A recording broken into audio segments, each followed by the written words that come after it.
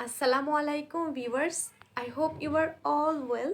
Welcome to my channel Nusrat cooking studio. বেশিরভাগ সময় দেখা যায় বাসায় কলা নিয়ে আসলে কলা যদি খুব বেশি পেকে যায় সেই ক্ষেত্রে আর খাওয়া হয় না, হয়তো বা পরবর্তীতে ফেলে দিতে হয়। তো আপনারা চাইলে আমার মতো করে এইভাবে পাকা কলা দিয়ে সাথে খুব অল্প কিছু উপকরণ দিয়ে চটজলদি কেক বানিয়ে ফেলতে পারেন। এই কেকটা কিন্তু খেতেও অনেক মজার প্লাস অনেক সফট হয়ে থাকে। দেখা গেল কলাটাও ফেলতে হলো না, আবার কলা দিয়ে খুব মজার একটা নাস্তা বানিয়ে ফেলা যায়।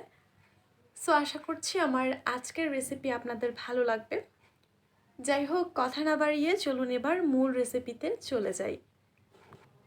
কেক তৈরির জন্য প্রথমেই আমি একটা মিক্সিং বলে 2টা পাকা কলা নিয়ে নিচ্ছি, আর তারপর একটা চামচের সাহায্যে খুব ভালো করে কলাগুলো ম্যাশ করে নিব। কলাগুলো ভালো করে মিশিয়ে নেওয়ার পর এবার এখানে মিষ্টির জন্য চিনি দিয়ে দিচ্ছি 1/3 কাপ। চিনিটা যে পরিমাণে মিষ্টি খেতে পছন্দ করেন সে পরিমাণ অনুসারেই দিবেন। এরপর 3 টেবিল চামচ দিয়ে দিলাম রেগুলার রান্নার সয়াবিন তেল। তারপর চামচ দিয়ে একটু নেড়েচেড়ে সব কিছু মিশিয়ে নিলাম। এবার একটা ইলেকট্রিক বিটারের সাহায্যে এই সব কিছু খুব ভালো করে মিশিয়ে নিব। এক্ষেত্রে আপনারা চাইলে হ্যান্ড উইক্স বা চামচ দিয়েও এগুলো মিশিয়ে নিতে পারেন, তবে বিটার দিয়ে কাজটা করলে খুব স্মুথলি সব কিছু একসাথে মিক্সড হয়ে যায় আর সেই সাথে সময়টাও কম লাগবে। সব কিছু প্রপারলি মিক্সড হয়ে একটা সফট কেকের ব্যাটার আসা পর্যন্ত আমি সব কিছু বিট করতে থাকবো। যাই হোক, এগুলো মিশিয়ে নেওয়া হয়ে গিয়েছে। এবার এখানে ময়দা দিয়ে দিচ্ছি মেজারমেন্ট কাপের 1 কাপ। 2টা কলার জন্য আমি এখানে মেজারমেন্ট কাপের 1 কাপ পরিমাণ ময়দা ব্যবহার করছি। এরপর এখানে অ্যাড করে দিচ্ছি 1/2 কাপ লিকুইড মিল্ক। দুধটা আগে থেকে জাল করে নেওয়া হয়েছিল। আর সেই সাথে দিয়ে দিচ্ছি 1/2 চা চামচ বেকিং সোডা। দিয়ে দিচ্ছি খুবই অল্প পরিমাণে ভ্যানিলা এসেন্স, এতে করে কেকের ফ্লেভারটা ভালো হবে। সব কিছু দেওয়ার পর এবার বিটার দিয়ে আবার এই সব কিছু একসাথে খুব ভালো করে মিক্সড করে নিতে হবে। আমার সব কিছু প্রপারলি মিক্সড করে নেওয়া হয়ে গিয়েছে। কেকের ব্যাটারটা এখন প্রপারলি রেডি। এবার শুধু কেকটা বেক করার পালা। সো আমি বিটারের কাঁটাগুলো সরিয়ে নিচ্ছি, আর তারপর এই বাটিটাও একটা সাইডে সরিয়ে যে মল্ডে আমি কেক বেক করব সেই মল্ডে প্রথমেই একটা পেপার দিয়ে তার উপর কিছুটা তেল দিয়েছি, আর এবার খুব ভালো করে মল্ডের চারিপাশে তেলটা ব্রাশ করে নিব।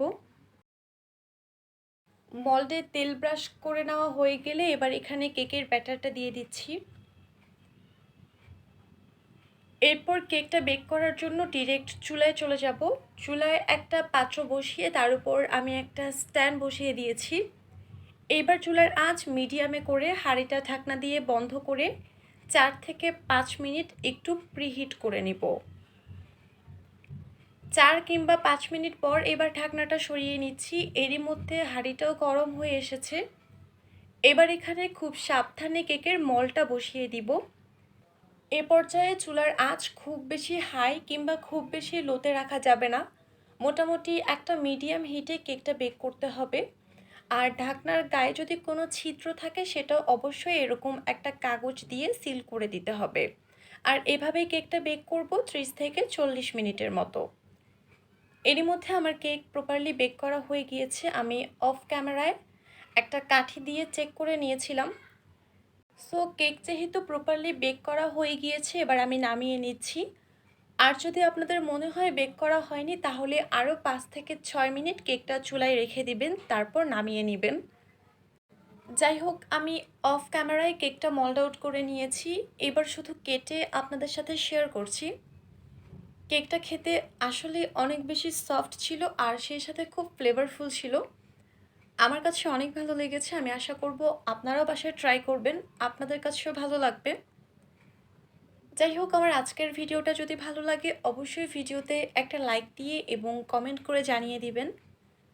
সো আজকের মতো এইখানেই বিদায় নিচ্ছি। সবাই ভালো থাকবেন, সুস্থ থাকবেন।